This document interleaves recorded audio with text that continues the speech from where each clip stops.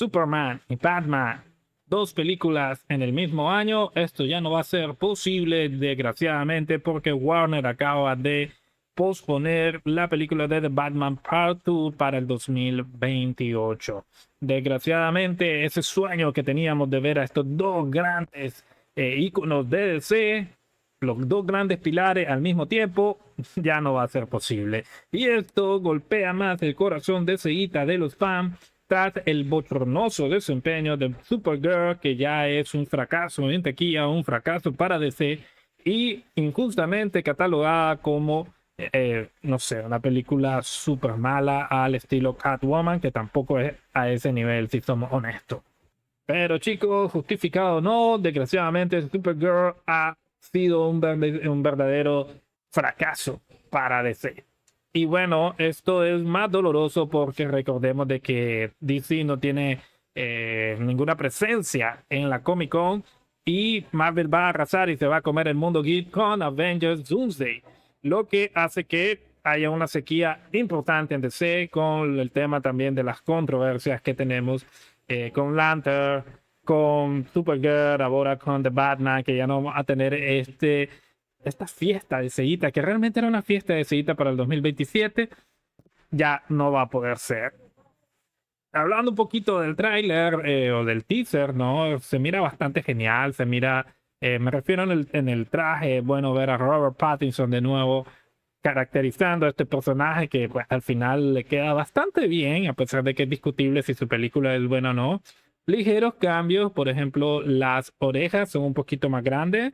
El escudo no es amarillo, y lo digo porque muchos estaban especulando, ok, entonces Robert va a entrar al universo de James Gunn. Esto significaría cambios como más caricaturesco al estilo de Superman, el logo amarillo, el traje más azul, agrisado, ustedes me entienden. Eso no se ve aquí y se confirma de que es algo por aparte, entonces nada que ver, pero también incluso al final sale el logo del Batman de toda la vida, pero con el 2.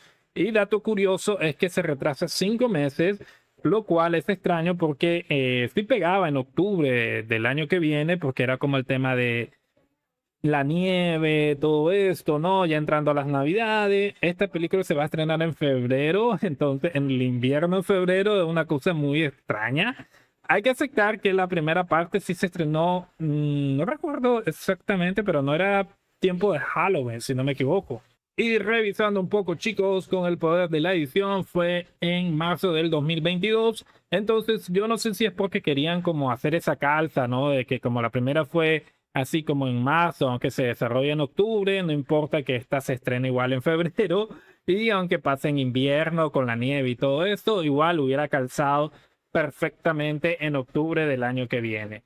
Igual, chicos, para mí lo más importante no es precisamente el hecho de que se cruce o no la película o se haya pospuesto, no, incluso si hubiera estrenado en diciembre, no importa. Para mí el caso está en que no vamos a tener una película de Superman y Batman en el mismo año que hubiera sido histórico. ¿Y por qué esto es tan importante? Porque ya lo decía, ahorita DC está bastante golpeada, por así decirlo.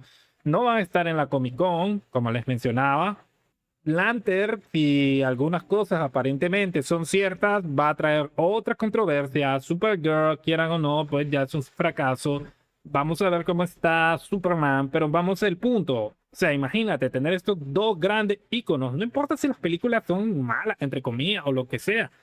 Solo el hype de tener estas dos grandes IP de DC en el mismo año hubieran podido lograr a los 1.000 millones, si no entre las dos cada una. Si solo Superman la vez pasada hizo como 600 millones, no los 1.000 millones, imagínate, 600 de Superman y otros 600 de Batman, ya son 1.200 millones, por así decirlo, en el peor de los casos.